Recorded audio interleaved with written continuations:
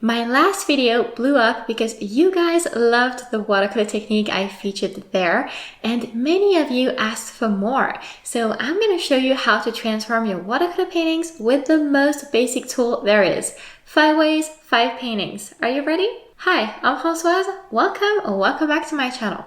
Let's quickly cover the basic use of water-soluble graphite pencils, and I'll be using the Faber-Castell Graphite Aquarelle set, which includes pencils ranging from HB to 8B. Traditionally, you can start by sketching with the HB pencil, which is the hardest and ideal for light lines that are easy to erase. The approach might vary depending on what I paint, and this is really just one example. But here, because my artwork will be small and the level of darkness is low in the reference photo, lots of light areas, I start blocking the main shadows with the HB pencil. To achieve smooth layers, but also start building the shape of the eye better, I use the 4B pencil on the palette to create a smooth and better defined shape for the eye. I hardly ever needle pencils. For example, I didn't use the 2B pencil, and that's because with water-soluble materials, adding more water can lighten the paint, so with the 4B, I can still get light washes of paint. And this technique allows me to quickly block in the midtones and also add some shadows on the wet watercolor sheet. From there, I like to use the 8B to add details and also intensify the very dark shadows. And again, notice that I don't really need the 6B, just more water in the paint when I activate this. I even add small lines because I know they'll show through when I blend the pigment. I activate this and you can see it's really coming together with just 3 pencils, and these are my favorite ones to use, but for you it might be different.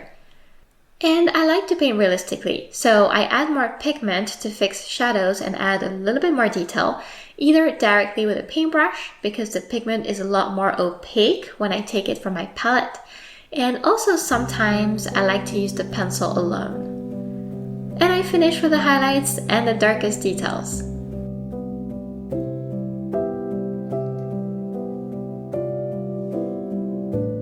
This technique is just the tip of the iceberg when it comes to using these pencils.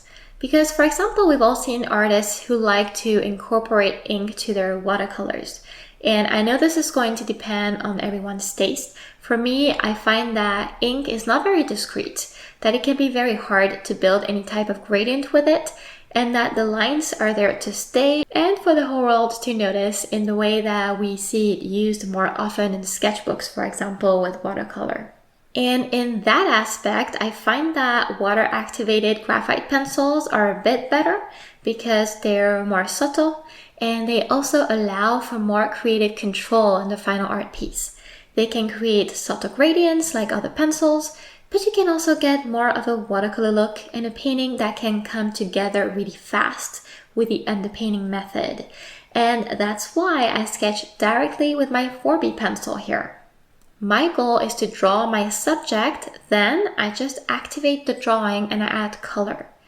Unlike regular graphite pencils, which are barely visible beneath a watercolor painting, or ink that you cannot add too much of because it's so visible, I find that these water-activated pencils add a lot of charm and it still stays pretty subtle.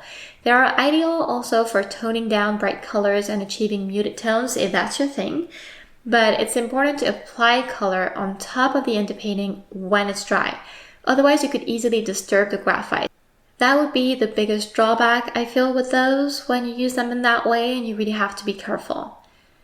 To keep a balanced and beautiful outcome, I try to add a bold color in my palette.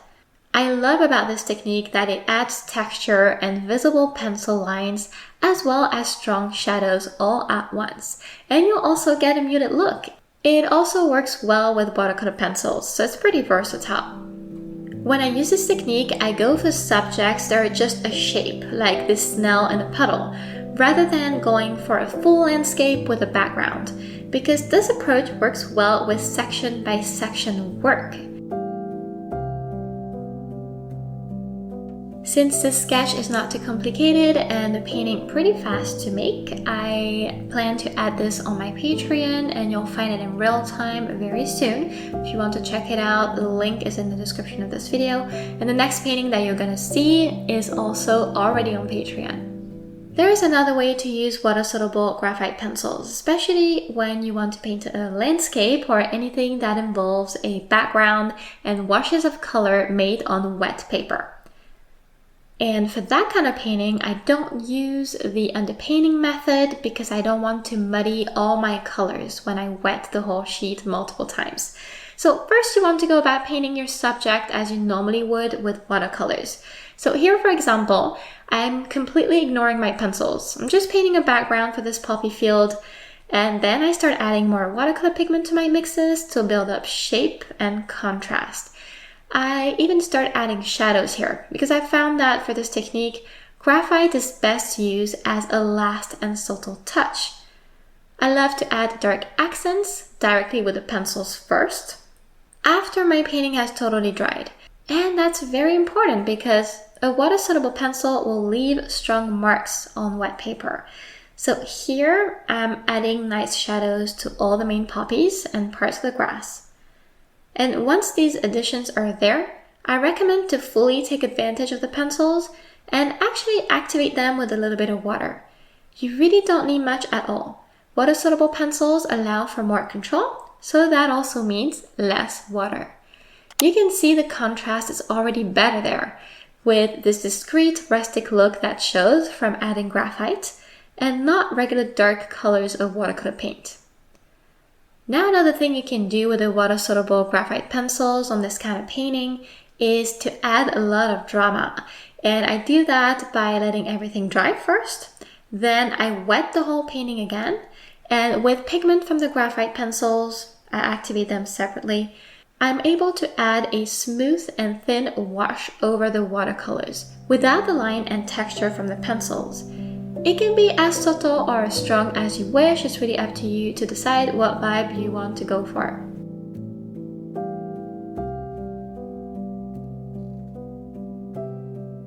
We very quickly touched on how graphite water-soluble pencils are great to add details with the snail painting, but you can do more with them. Because they're also fantastic to add fine details to any painting. It can work with a lot of different subjects. And one that I've tried is for animal painting, especially when fur is involved. For example, here with these wolves, once more I'm going to paint it as a regular watercolor painting first, after drawing a rough sketch with a regular pencil. And again, that's because there's a background and I don't want to muddy all the colors because of the water-soluble graphite pencils. I go about my normal process as I showed you earlier with the poppy field. And then I love to leverage the fine tip from the pencils to add little details. It can be the fur, it can be the eyes. I also take advantage of it to add shadows if I need more.